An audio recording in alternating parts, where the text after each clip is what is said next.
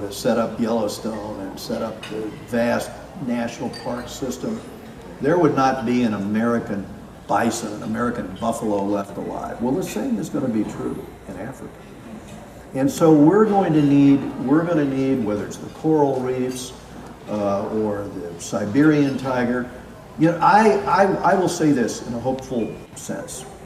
When I did the ivory bill, I was encouraged, and a lot of young people in Asia had a role in this.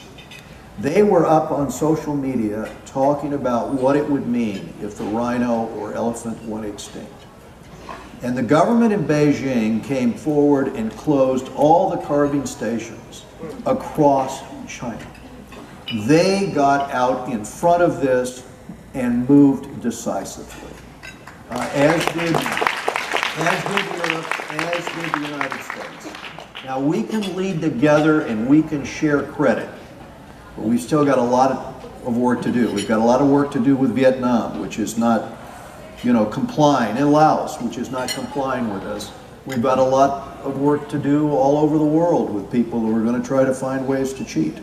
But to the extent that we can keep our focus here and think long term and drive these issues, then in the future, people will think back, just as they will about Roosevelt's legacy in the park system, and they'll say that was prescient.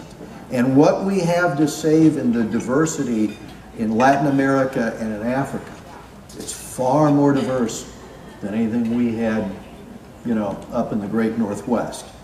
They can take a justifiable pride in terms of what they're helping to protect and preserve for future generations. And you can take some pride in your efforts to come up here on the Hill and work for the causes you believe in. So, Kathy, thank you very much for having me here today. Join me in thanking Congressman again.